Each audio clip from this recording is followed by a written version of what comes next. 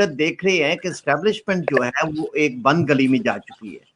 ابھی یہ آئیں بائیں چھائیں کا اس طرح کا فواد چودھری کو آگے لگا دیا, صرف وقت کو پاس کرنے کے علاوہ کچھ بھی نہیں ہے, اور اس میں یہ ہے کہ ملک کی بہت زیادہ بدنامی اور رسوائی بھی اس کے ساتھ ساتھ ہو رہی ہے. تو ورثہ میکسیمم جو ہے وہ اسٹیبلشمنٹ جو وہ سٹیپ لے سکتی ہے کہ اس کو جو مومنٹ اس کے خلاف چلی ہے اس سے they can get away.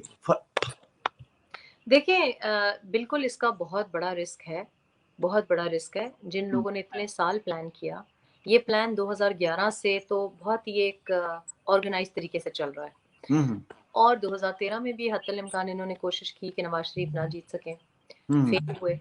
اس کے بعد پھر 2014 میں جو دھرنا دیا گیا وہ بھی اسی وجہ سے تھا, ڈی اسٹیبلائز کرنے کا. 5 سال نکالے ہیں اس حکومت نے, پی ایم ایل این کی حکومت نے, بڑی مشکل سے اور بڑی اچھی طرح سے. 2017 تک نواز شریف نے اور 2017 to 18 شاید خاقان عباسی کی قیادت میں, تو کوشش تو وہ ڈیفینیٹلی کریں گے.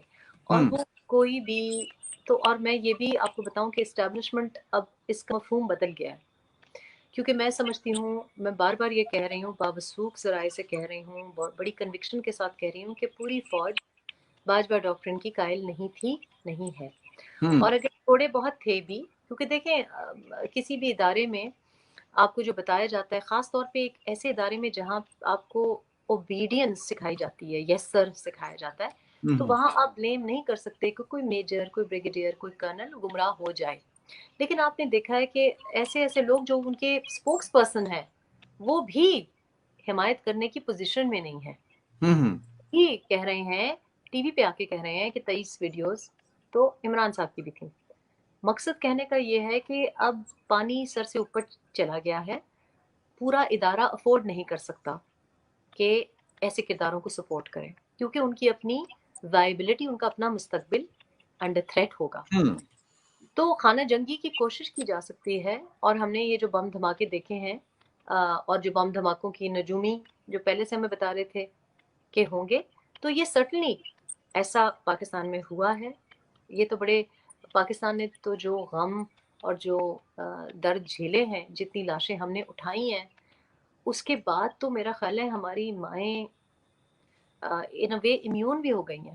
کراچی, کوئٹہ, پشاور کے بم دھماکے کے بعد آپ یقین کریں یہ ملک وہ ہے جس نے اے پی ایس کا سانحہ سہا ہے, جس نے کارساز سہا ہے, جس نے پھانسیاں سہی ہیں, جس نے 2 وزرائے اعظم کی اسیسینیشن سہی ہیں. اگین میں یہ کہتی ہوں کہ کچھ تو ہے, یا تو اللہ پاک نے کوئی خاص مہربانی ہے کہ ہمیں اتنی پنشمنٹ, اتنی سزا نہیں دیتے. میں امید میری بہت اسٹرانگ ہے, کیونکہ دیکھیں 2 سال پہلے, 2-2.5 سال پہلے جب میں کتاب لکھ رہی تھی تو مجھے واقعی نہیں پتا تھا کہ میرا کیا حال ہونا ہے. اور جن لوگوں کے ساتھ میں نے جنگ چھیڑی, تو بہت سے لوگ جو میرے کلوز سرکل میں تھے, انہوں نے 6-6 مہینے مجھ سے دور ہو گئے, اور میں ان کی مجبوریاں سمجھتی ہوں. یہ برے لوگ نہیں ہیں لیکن کمزور دل ہیں, اور مجھے یہ کہا گیا اس کا نام نہ لکھنا, اس کا نام نہ لکھنا. ابھی بھی آپ روزویلٹ کا اگزامپل لے لیں, دیکھیں کچھ کیا ہے ہم نے, لیکن اللہ پاک کی ذات ہے. اور میں سمجھتی ہوں کہ جو 2020 میں جو بیانیہ کمپلیٹلی بدل گیا ہے, اس کے بعد اگر آپ انتشار پھیلانا چاہیں گے, بم دھماکے کریں گے, افراتفری پھیلائیں گے, خانہ جنگی پھیلائیں گے, تو بھی جو چیز شروع ہو چکی ہے وہ رک نہیں سکے گی, اس کا آغاز ہو گیا ہے. اور میں یہ بھی سمجھتی ہوں کہ کچھ انٹرسٹ ہمارے دوست ممالک کے ہیں, جس کی وجہ سے شاید وہ ناپاک ارادے جو ملک تباہ کرنا چاہتے ہیں, ہمارا جغرافیہ تبدیل کرنا چاہتے ہیں. اور میں صاف صاف آپ کو بتاؤں کہ جو امریکہ کی اور بھارت کی بڑھتی ہوئی کلوزنس ہے, ان کو بہت فائدہ ہوگا کہ ملک میں انتشار ہو اور ملک میں جگہ جگہ آگ لگے, خدا نخواستہ ملک کے ٹکڑے ہوں. اور وہ کیوں چاہیں گے؟ اس لیے کیونکہ سی پیک کو روکنا ان عزائم میں سے ایک ہے. لیکن سی پیک میں بہت ایکوٹی چائنا نے لگائی ہوئی ہے. سعودی عربیہ اور چائنا بہت زیادہ تنگ آ گئے ہیں ہمارے بیہیویئر سے, اور ہم یہی امید کر سکتے ہیں کہ جو ان کی حماقتیں تھیں انہوں نے اتنی تیزی سے کی ہیں کہ اس کی وجہ سے شاید اچھا ہی ہو. تو میں سمجھتی ہوں کہ اگر یہ افراتفری پھیلانے کی, انتشار پھیلانے کی, خانہ جنگی پھیلانے کی کوشش کریں گے, تو فوج کا ایک بہت بڑا حصہ، بیوروکریسی کا ایک بہت بڑا حصہ، ہماری پولیس کا ایک بہت بڑا حصہ اور ہمارے دوست ممالک ایسے عزائم کو ناکام کریں گے. درست بات ہے، بالکل درست بات ہے. میں بہت پرعزم ہوں، میں بہت پر امید ہوں. I agree with you though, this point, yes. اور میں بڑی لاجکلی یہ آپ کو میں کوئی یہ بات نہیں ہے. اور دوسرا میں تو خیر دعا میں بھی بہت بلیو کرتی ہوں. آپ یقین کریں کہ میں تو پاور آف پریئر میں بہت بلیو کرتی ہوں. کبھی کبھی ڈر لگتا ہے کہ ابھی نام میں نے نہیں لیا ہوتا اور مجھے واقعی ڈر لگتا ہے کہ اچھا اوکے اللہ پاک ہماری دعائیں سن رہا ہے تو سدھر جاؤ، کوئی غلط کام نہ کرو. نہیں، اللہ آپ کی دعائیں سنتا ہے. اگر لیکن مطلب یہ جو میں آپ کو بتا رہی ہوں کہ یہ نام لینا نواز شریف کا 3 کرداروں کا، یہ میں سمجھتی ہوں دعاؤں ہی کا نتیجہ ہے، کیونکہ یہ تو ایک بڑی انہونی سی بات ہو گئی ہے. لیکن ہماری انفارمیشن بھی ایسی ہے کہ جس سے لگتا یہ ہے کہ دیر از ٹو مچ ایٹ اسٹیک. جہاں لوگ چائنا کو روکنا چاہتے ہیں، جہاں لوگ پاکستان کی تباہی چاہتے ہیں، وہاں ان لوگوں نے بھی تو ہمیں بڑا انویسٹ کیا ہوا ہے کہ لوگ ہمیں ٹوٹتا ہوا دیکھنا بھی نہیں چاہتے. تو اب ظاہر ہے ایسے وقت میں ایک ایسی حکومت، ایک ایسے لیڈر، ایسے سمجھدار لوگوں کی ضرورت ہے کہ جو ہر ایک کو کنٹرول میں رکھیں، ہر ایک کو کنٹرول میں رکھیں، کسی سے بھی دشمنی نہ مولیں. میں یہ نہیں سجیسٹ کر رہی کہ آج آپ سعودیہ سے دوبارہ جوڑیں تو ٹرکی سے دوبارہ خراب کر لیں، نہیں کریں. اٹ از ویری پاسبل کہ آپ ہر ایک کے ساتھ اچھے رہیں. ہمارا مسئلہ یہ رہا ہے. تو آپ اگر سی پیک پہ فوکس کرتے ہیں، اس کا یہ مطلب نہیں کہ آپ چائنا کالونی بن جائیں. اس کا بالکل یہ مطلب نہیں. ہم یہ پہلے کر چکے ہیں، ہم یہ پہلے کر چکے ہیں. تو میں تو ایکسٹریم ٹلٹ کے ہمیشہ سے مخالف ہوں. کسی چیز میں بھی، ہر چیز میں بیلنسڈ اپروچ ہونی چاہیے. آپ اگر ہمارا راہداری ہم آپ کو دے رہے ہیں، آپ اگر ہماری زمین استعمال کر رہے ہیں، آپ اگر سپر پاور بننا چاہتے ہیں تو ہمیں بھی کچھ دیں، ہمیں تباہ کر کے نہ جائیں. یہی کچھ ہمیں امریکہ کے ساتھ کرنا چاہیے تھا. تو یہ تبھی ہوگا جب لوگ ذرا ویژن رکھیں گے، جو دور کی سوچیں گے. صرف اپنی شیروانی کے آگے ان کو کچھ نظر نہیں آئے گا. یہ اسی وجہ سے ہم نے ماضی میں ایسا کچھ کیا ہے. ریکو ڈک کا ایگزامپل آپ کو میں پہلے دے چکی ہوں. کتنی ایگزامپلز آپ کو ہماری تاریخ تو بھری ہوئی ہے اسی قسم کی ٹلٹس کی وجہ سے. اور یہ ہماری 1947 1948 سے آپ دیکھ لیں، یہ کچھ ہمارے غلط فیصلے ہیں جن کی وجہ سے ابھی تک ہم وہ بھگت رہے ہیں. اس وقت ہماری مجبوریاں تھیں، اب ہم اتنے مجبور نہیں ہیں. ہم بہت سے جب ہم سوشل میڈیا پہ دیکھتے ہیں اور کچھ ویڈیوز کی بات کرتے ہیں جس میں پاکستان کے جو اعلیٰ عہدیداران ہیں ان میں انوالو ہیں، وزیر اعظم صاحب کی بھی ویڈیوز ہیں. وہ ویڈیوز کی کیا سٹوری کیا ہے؟ وہ کون سی ویڈیوز ہیں؟ وہ ویڈیوز جو ہیں وہ بہت سے لوگ سوال کر رہے ہیں، ان کا تعلق کچھ فیصلوں کے ساتھ ہے. کن جو کے ساتھ؟ کچھ عدلیہ کے فیصلوں کے ساتھ ہے. ٹھیک ہے. تو وہ جن ویڈیوز کی بات کر رہے ہیں وہ عدلیہ کے فیصلوں کے ساتھ جڑی ہوئی ہیں. اس کے علاوہ بھی آپ یقین کریں کہ یہ جو بھی سپہ سالار کو ہٹانے کی کوششیں اور جو خواہش کا اظہار کر رہے ہیں، ان کو جب ان کے بارے میں وہ فائل لا کے دکھائیں گے جو ان کے پاس ان کی ہے. کٹ پتلی کیوں کوئی کٹ پتلی بنتا ہے؟ کیونکہ لوگوں کے پاس ان کے خلاف بہت مواد ہوتا ہے نا.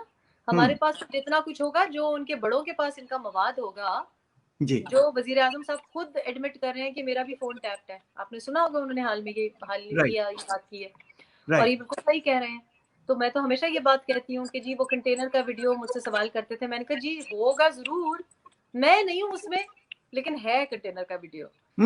کنٹینر والا بڑے ویڈیوز ہیں. لیکن جس ویڈیو کی ہم بات کر رہے ہیں، جو جلسوں کی بات کر رہے ہیں، اب وہ ویڈیوز تو اب جلسوں میں دکھانے والے نہیں ہوں گے نا، ظاہر ہے.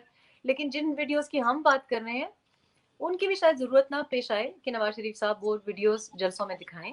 اچھا. اور اس کی بھی وجہ یہ ہے کہ اگین اگر ایک دو کرداروں کو دباؤ کی وجہ سے، لالچ کی وجہ سے، جس وجہ سے بھی گمراہ کیا جاتا ہے، اس کی وجہ سے ہم پورے ادارے کی تو تذلیل نہیں کر سکتے. تو بہتر یہی ہے کہ تھرو ڈائیلاگ ان کو بھی معلوم ہے ویڈیوز ہیں. تو وہ جو ویڈیوز ہیں اس کی وجہ سے ملک کا نظام دھرم بھرم ہوا ہے. پینما کا جو ڈرامہ کھیلا گیا، ابھی جو آپ دیکھیں کہ یہ اورنج لائن پہ جو 22 مہینے قوم کا نقصان کیا گیا، جو شخص جس نے دن رات محنت کی، وہ پلان کنسیو کیا، وہ جیل میں بیٹھا ہوا ہے. اور وہ ابھی بھی جیل سے, مجھے کل کوئی کہہ رہا تھا ان کے جو ان کے میرا خیال ہے فارمر پی ایس تھے یا کہیں, وہ ابھی بچہ یہاں پہ یونیورسٹی میں پڑھنے کے لیے آیا ہے. تو میں نے ان سے پوچھا کہ بھائی تمہارے تو جو باس ہیں وہ تو جیل میں ہیں, انہوں نے دیکھا اورنج لائن کی کتنی پبلسٹی کی ہے عمران نے. تو انہوں نے کہا کہ میم وہ تو یہ کہتے ہیں کہ ہائے مجھے تو کچھ کام دے دو, میں جو سمجھ نہیں آ رہی کیا کروں, مجھے کراچی دے دو, میں کچھ, یعنی جو کام کرنے والا بندہ ہوتا ہے اس کو یہ نہیں ہے ہوتا کہ بھئی اورنج لائن بن گئی, اتنا خوبصورت وہ ویژول ہے, زبردست زبردست. مطلب مجھ جیسے لوگ جن کو آپ یقین کریں کہ یہ اورنج لائن کی پروموشن کس نے کی ہے, یہ عمران نے کی ہے, یہ ایڈورٹائزنگ مارکیٹنگ کتنے سالوں سے اورنج لائن کی عمران سنگل ہینڈیڈلی کر رہے ہیں. پی ایم ایل این نے نہیں کی, شہباز شریف نے نہیں کی, ان کی فیملی نے, ان کے, میں نے اس کو بلکہ ابو بکر کو بھی یہی کہا, میں نے کہا تم لوگوں نے تو کبھی ایڈورٹائزنگ نہیں کی, آج ہم نے دیکھا یہ کیسی اورنج لائن ہے. میں نے کہا میری تو آنکھیں کھلی کی کھلی رہ گئی ہیں, اتنی خوبصورت. تو کہتا ہے نا پکڈیلی, میں نے کہا پکڈیلی نہیں ہے, پکڈیلی تو اتنی گندی ہے. It's a beautiful project. Beautiful project and so safe, اور خواتین کے لیے کتنا عزت کے ساتھ ٹریول کرنے کا ایک طریقہ. تو مجھے کہنے لگے کہ وہ تو یہ کہتے ہیں کہ کراچی مجھے دے دو, میں کراچی میں جا کے کوئی کام کر دوں, مجھے نہیں چاہیے سی ایم شپ, پر مجھے کوئی کام دے دو. کام دے دو. مقصد کہنے کا یہ ہے کہ یہ جو گناہ سرزد ہوا ہے ہمارے کچھ کرداروں سے, ان کی وجہ سے اداروں کی تذلیل تو نہیں کی جا سکتی, لیکن سرٹنلی وہ ایک بارگیننگ چپ, ایک بارگیننگ ٹول کے طور پہ تو ہے. اور ایسا نہ ہو کہ ہمیں یہ ویڈیوز پبلکلی دکھانی پڑیں, کیونکہ ایک دو جو آپ لوگوں نے دیکھی بھی ہیں ان کی وجہ سے بھی افسوس تو ہوتا ہے نا. دیکھیے ڈیمورلائزنگ تو ہے, جب ہم شوکت صدیقی صاحب کی زبردست بیان سنتے ہیں تو دل کو کتنا اچھا لگتا ہے کہ یہ ہے مومن بندہ. پھر قاضی فائز عیسیٰ کو سنتے ہیں, ہم کہتے ہیں واہ, اللہ نصیب کرے ایسا چیف جسٹس آف پاکستان دیکھیں. ایسا چیف جسٹس آف پاکستان ہم نے نہیں دیکھا. قاضی فائز عیسیٰ جیسا چیف جسٹس آف پاکستان ہماری خوش نصیبی ہوگی کہ ہم دیکھیں, and he is all set to. لیکن ہم نے نہیں دیکھا. ہم نے کیا دیکھا ہے, چھوڑیں ان کا کیا ہم کہیں. تو بات یہ کہ وہ ضروری نہیں ہے نا کہ چیزیں اس نہج تک آئیں کہ ہم ویڈیوز ڈسپلے کریں اور لوگوں کی اور اصلیت سامنے آئے. ریحام آپ کے پاس بھی کوئی ویڈیو ہے؟ میرے پاس, میں نے جس ویڈیو کا اشارہ کیا تھا وہ بھی اسی کے ساتھ جڑی ہوئی ہے, اور وہ ان کے پاس ہے جو بڑے ہیں, مطلب ایک آفیشیل. تو 2 ویڈیوز ہیں جو میاں صاحب نے جس کی طرف اشارہ کیا ہے جو ان کے پاس ہے, اور ایک ویڈیو ہے جو کہ پنڈی اسلام آباد میں ہے, تو آپ کی کسٹڈی میں نہیں ہے وہ, جو کہ وہ آفیشیل ویڈیو ہے. اور وہ اسی وجہ سے میں پورا امید ہوں کہ مجھے لگ رہا ہے کہ انتشار کے چانسز نہیں ہیں. اچھا, جن کے پاس ہونی چاہیے انہی کے پاس ہے. اچھا ٹھیک ہو گیا. ریحام ہمارے ساتھ بڑی دیر سے ہمارے دوست ہیں ارشد پرویز صاحب, یہ آپ سے سوال کرنے کے لیے بیٹھے ہوئے ہیں. ان کا لاسٹ کویشچن لیتے ہیں انشاءاللہ تعالی. جی السلام علیکم ارشد پرویز. وعلیکم السلام سر, طبیعت کیسی ہے؟ بہت شکریہ, اللہ پاک کا بڑا کرم ہے جی, بہت شکر ہے, بہت بہتر ہوں. لیکن یہ ہے کہ اٹلی میں کرونا کا بہت زبردست اٹیک ہے, اللہ پاک سب کو اپنی امان میں رکھے. خبر صاحب جی, ریحام صاحب ہم دیکھتے ہیں پاکستان کے اندر 90% جو لوگوں کے مسائل ہیں وہ روٹی کی ہے. اور جب بھی میاں محمد نواز شریف آتے ہیں اور آنے کے بعد وہ 20,000 روپے تنخواہ والے کی بات کرتے ہیں, وہ گیس, بجلی, آٹا, دال, چاول کی بات کرتے ہیں, چینی کی بات کرتے ہیں, بچوں کے اسکول کی فیس کی بات کرتے ہیں, اور پاکستان کی عوام ان کی طرف پرنم آنکھوں سے دیکھتی ہے.